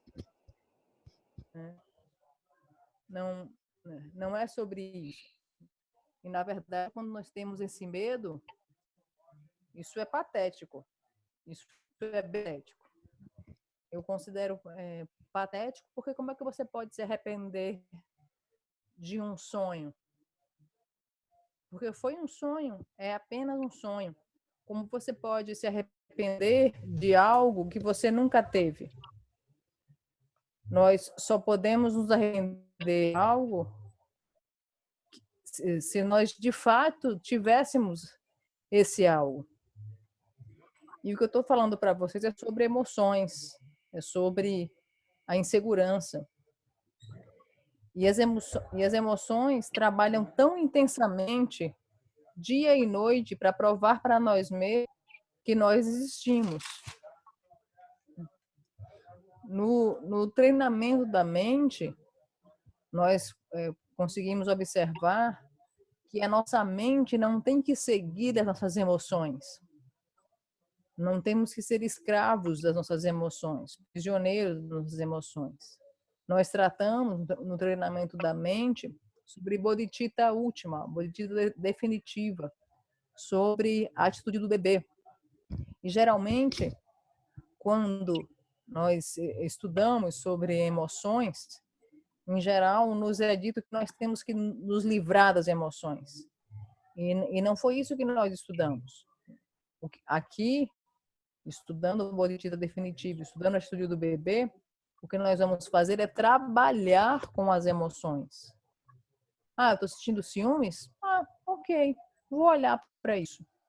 Vou ver como é que isso, né, se manifesta. Vou observar mais profundamente para isso. Ah, estou sentindo raiva?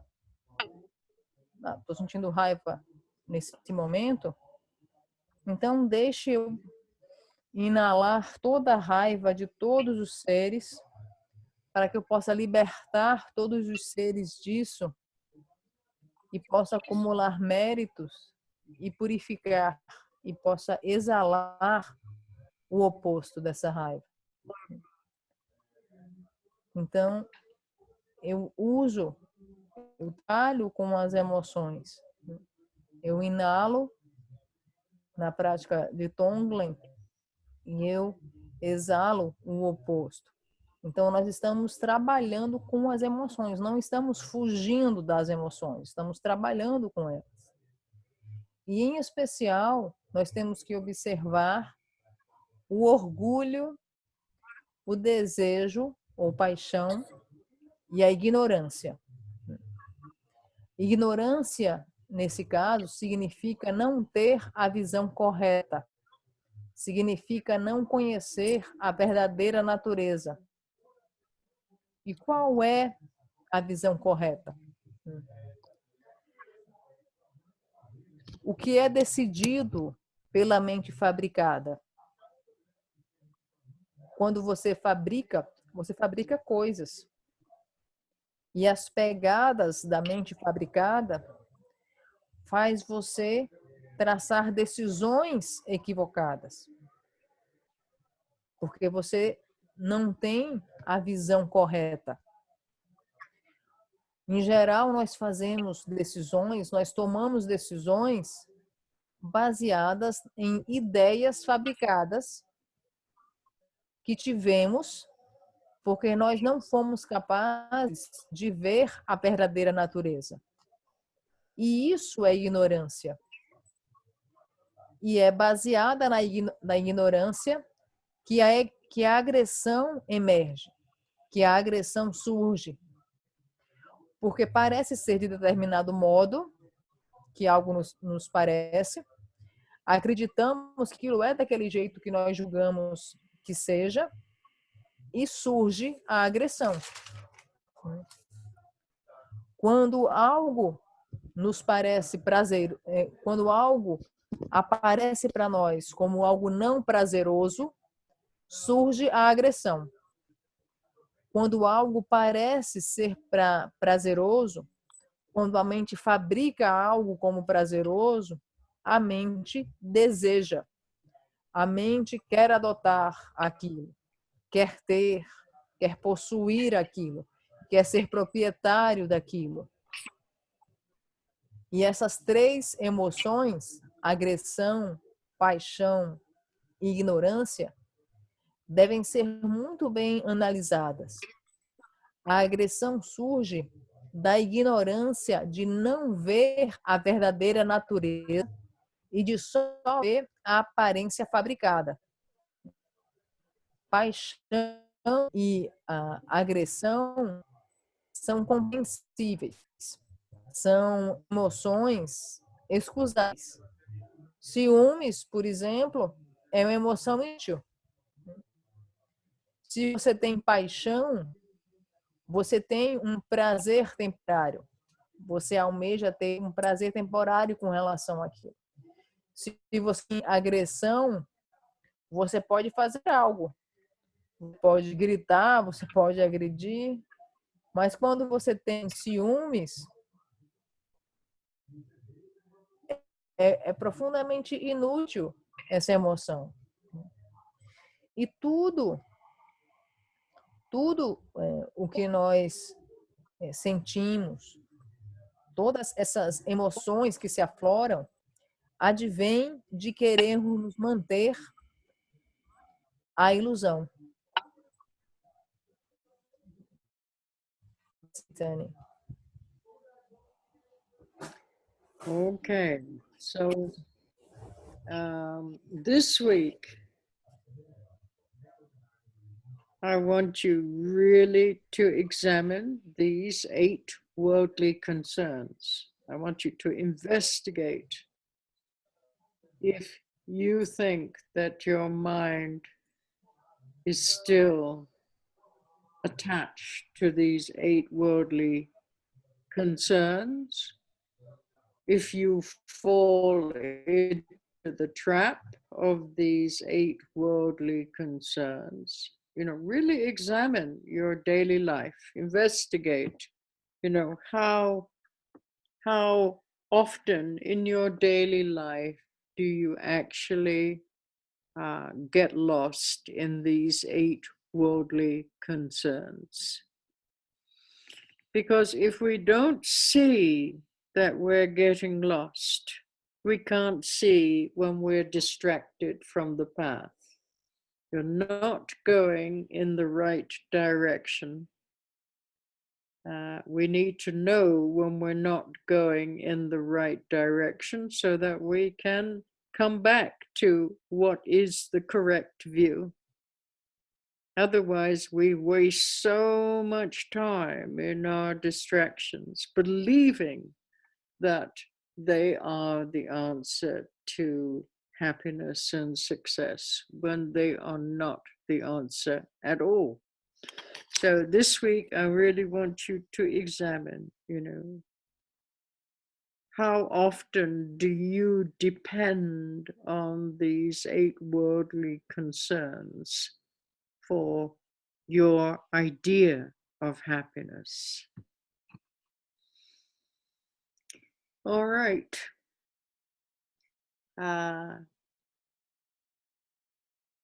Next week, the date next week. I think I'm still here next week. All right. So next week will be the 22. 23rd? 22. Okay, 22. good. So I will be here. I'll be here for the next 2 weeks, I think. Uhum. So please try and apply these teachings, try and investigate Uhum. these ideas to see whether they are true or not. And then we'll have something to talk about. I still haven't finished this teaching, so we will go on next week.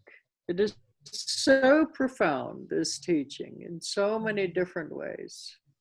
I keep finding more of the commentary. I think, oh, that was it. But then I find something else which I'm including. So when we finish, we finish. I'm not saying when we finish because I'm not sure when we will finish. But until then, please apply the teachings in your daily life, and then you will see, the truth of these teachings. They are wonderful, I think, not because I'm giving them, but because they are wonderful teachings. Yeah. So I hope you all have a great week, productive week, and conditions allow, I will see you next week. Yes. Então, durante essa semana, eu quero que vocês se dediquem a investigar sobre as 8 preocupações mundanas. Você acha que a sua mente cai na armadilha das 8 preocupações mundanas? Observe no seu dia a dia com que frequência na sua vida diária você fica perdido nas 8 preocupações mundanas. Você se sente capturado pelas 8 preocupações mundanas. Em que momentos do seu dia a dia, com que frequência você se vê distraído com o passado?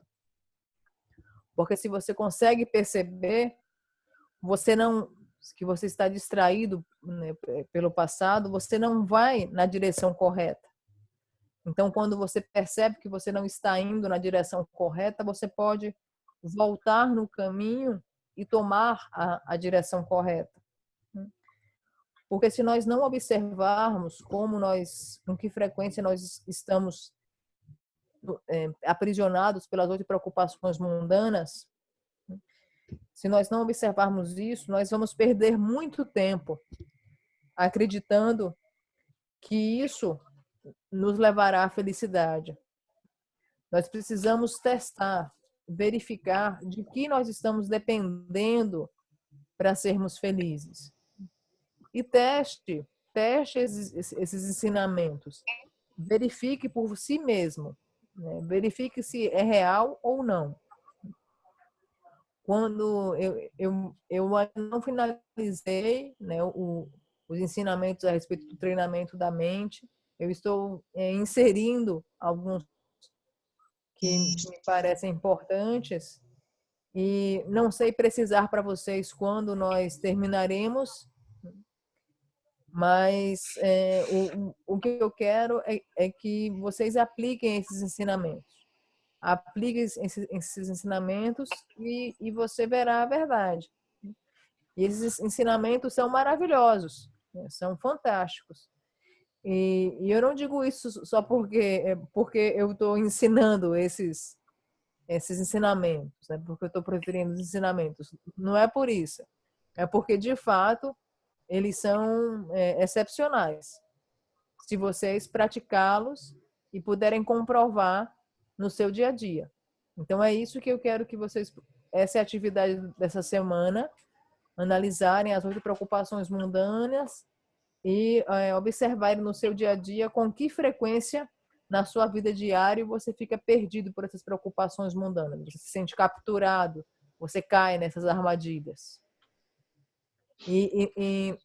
Nós nos encontraremos, se as condições permitirem, no dia 22 e no dia 29, nos próximos 2 domingos.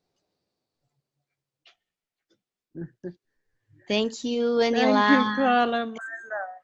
Thank you, Thank thank you, Anila. you. Boa Thank noite. you, Carla. Boa noite. Boa noite. Thank you, Annie. Thank you, Gal.